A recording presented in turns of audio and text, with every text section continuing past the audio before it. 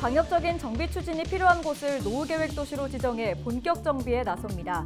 해운대구는 기초지자체 최초로 주민설명회를 여는 등 선도지구 지정을 위해 속도를 내고 있습니다. 한밤중 고속도로를 달리던 차량이 갑자기 나타난 물체와 충돌해 운전자가 크게 다쳤습니다. 그런데 그 물체를 고속도로에 떨어뜨린 사람을 찾지 못해 사고를 당한 사람이 피해를 고스란히 떠안게 됐습니다.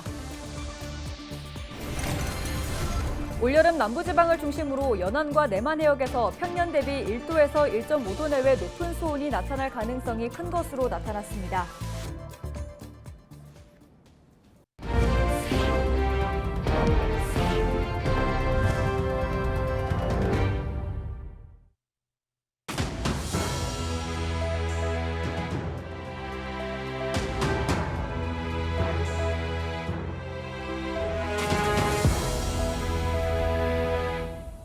시청자 여러분 안녕하십니까? 헬로티비 부산 뉴스입니다. 한밤중 고속도로를 달리던 차량이 갑자기 나타난 물체와 충돌해 운전자가 크게 다쳤습니다. 그런데 그 물체를 고속도로에 떨어뜨린 사람을 찾지 못해 사고를 당한 사람이 피해를 고스란히 떠안게 됐습니다. 보도에 김한식 기자입니다. 어두운 밤 고속도로를 달리는 한 차량. 갑자기 전방에 커다란 물체가 나타나면서 순식간에 사고로 이어집니다.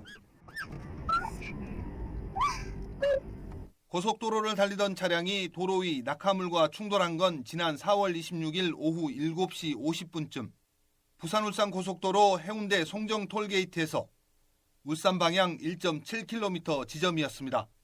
차량이 들이받은 낙하물은 주로 단독주택 옥상에 설치되는 2m가량 높이의 물탱크로 추정됩니다. 주변에 가로등도 없는 데다 물탱크의 색상마저 야간에 눈에 잘 띄지 않는 파란색이었습니다. 전방 시야에서 확보되는 정도로 거기가 밝은 정도도 아니었고 가로등 하나 없이 되게 어둡기만 한 곳이어가지고 주변엔 다 산이고요. 교통사고 충격으로 A씨는 뇌진탕과 허리 통증으로 치료를 받고 있습니다. 또 차량 수리비도 400만 원 넘게 나온 것으로 나타났습니다. 사고 장소는 해운대 송정 톨게이트 진입 후 1.7km 지점으로 다른 진입 도로는 없습니다. 경찰에서 CCTV 영상을 분석했지만 물탱크를 떨어뜨린 차량을 찾지 못했습니다. 결국 치료비와 차량 수리비 모두 A씨가 떠안게 됐습니다. 자기들은 책임 의무가 없음을 굳이 드린다.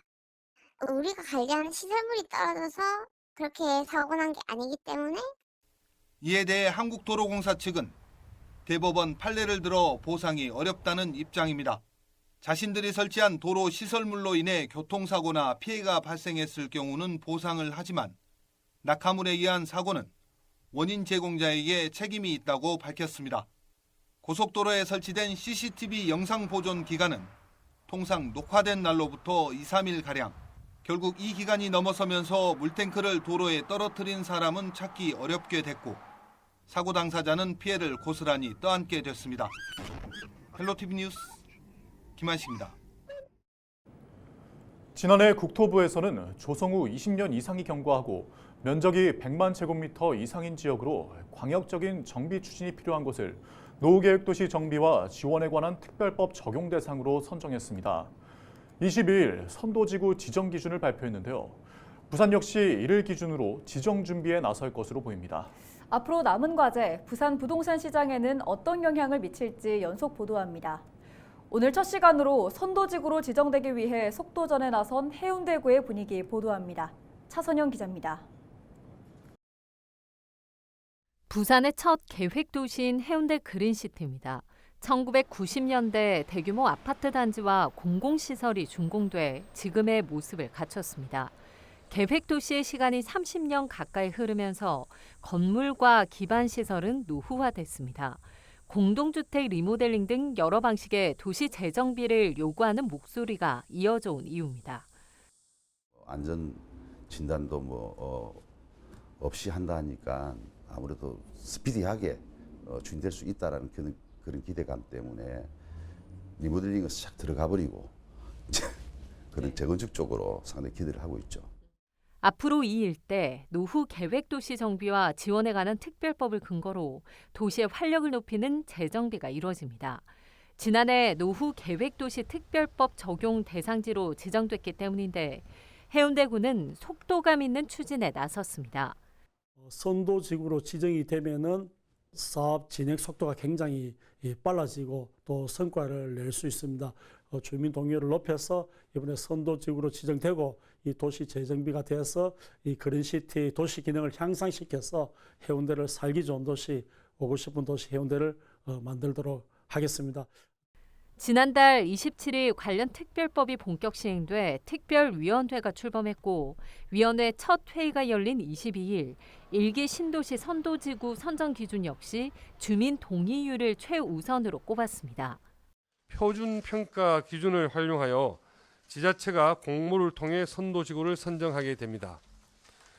표준 평가 기준은 주민 동의율을 최우선으로 하여 세대당 주차 대수, 통합정비 참여 주택 단지 수 및 세대 수 등 정량 평가를 중심으로 구성하였습니다.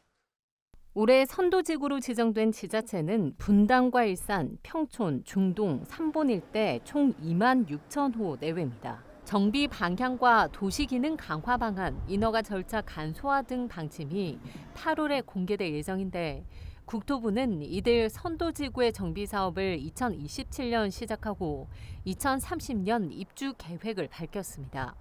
부산시 역시 관련 기준에 맞춰 5월 말 노후 계획도시 정비 기본 계획 수립에 들어갔습니다. 기본 계획에는 노후 계획도시의 공간적 범위와 단계별 추진 계획과 함께 선도지구 지정 계획 등도 구체적으로 담깁니다. 시는 기본 계획이 수립된 이후 주민 참여도와 시급성, 주변 파급 효과 등을 고려해 선도지구를 선정하고 2026년부터 부산에서 본격 사업이 시행될 수 있도록 하겠다는 방침입니다. 해운대구는 우선적으로 특별 정비 계획을 수립해 사업을 추진할 수 있는 선도지구로 지정되기 위해 23일 전국 기초지자체에선 처음으로 주민 설명회 개최를 예고했습니다. 헬로티비 뉴스 차선영입니다. 연 2,000%가 넘는 고금리로 돈을 가로챈 불법 대부업체 총책 A씨 등 3명이 구속됐습니다. A씨 등은 지난 2022년 4월부터 지난 2월까지 90여 명에게 2억여 원의 돈을 빌려주고 5억 6천만 원을 가로챈 혐의를 받고 있습니다.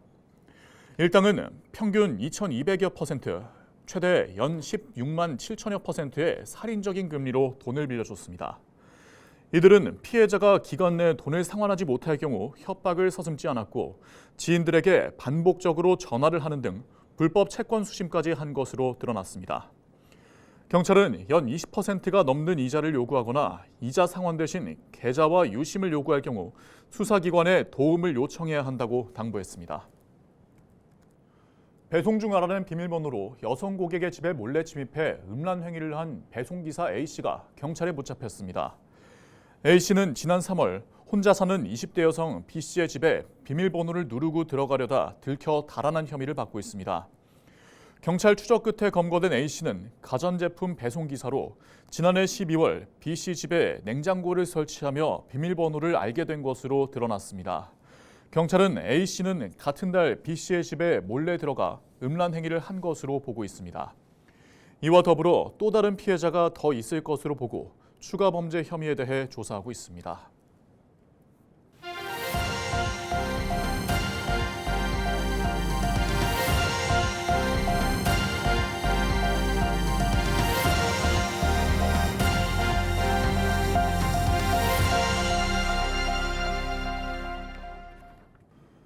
(21대) 국회 임기가 일주일 남았지만 여야는 최상병 특검법에서 비롯된 대립 정국을 이어가고 있습니다.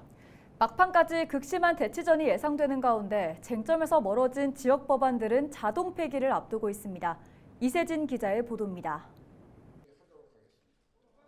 이달 초 국회를 통과한 최상병 특검법. 야당 단독으로 처리된 이 법안은 윤석열 대통령의 제2요구권, 즉 거부권 행사에 따라 19일 만에 국회로 되돌아왔습니다. 특검법을 놓고 갈라선 여야는 한층 더 멀어졌습니다. 민주당은 당장 다음 주 본회의를 열어 최상병 특검법을 재의결하겠다는 입장이지만 국민의 이름으로 반드시 최혜병 특검법을 통과시키고 국민의힘은 거부권을 지지하며 팽팽하게 맞서고 있습니다. 여야 합의 없는 특검은 역대 어느 정부에서도 거부당했습니다.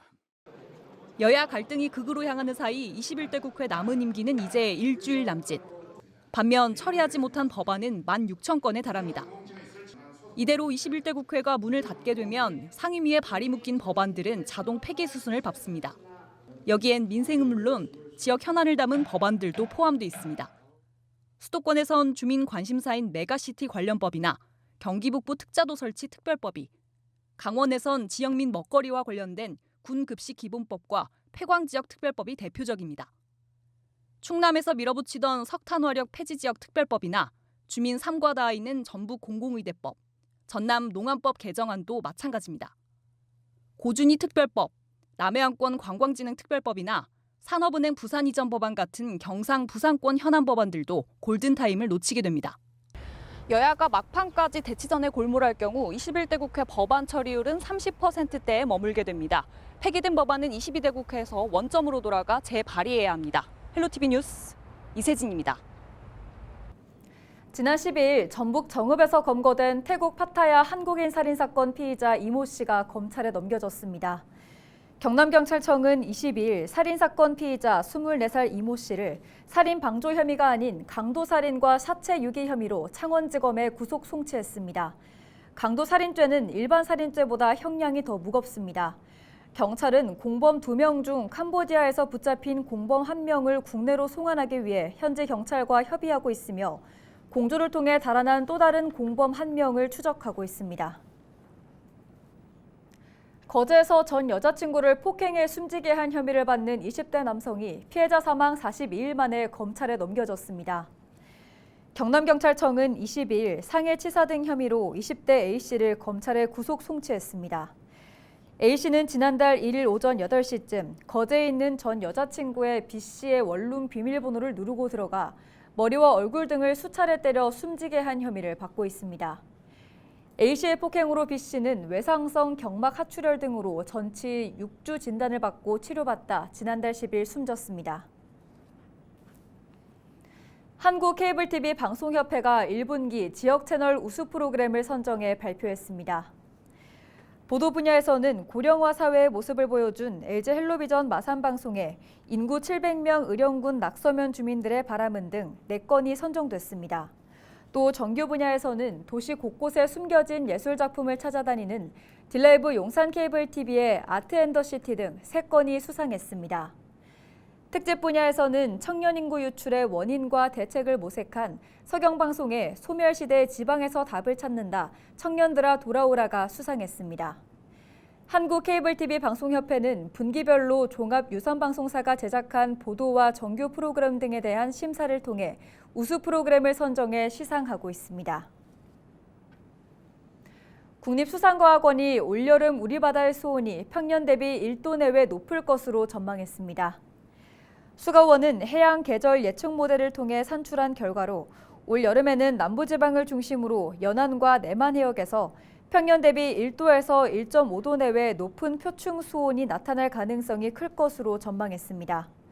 수가원은 또 올여름 평년보다 높은 기온과 수온으로 고수온특보가 한 달 이상 유지될 것으로 예상되지만 장마 전선의 소멸 시기와 북태평양 고기압, 티벳 고기압 세기 등 해양 조건에 따라 변동 가능성이 크다고 밝혔습니다. 글로벌 해상 EDM 축제 이츠더십 행사가 열리는 크루즈가 오는 23일 국제 여객터미널에서 오후 8시 출항합니다.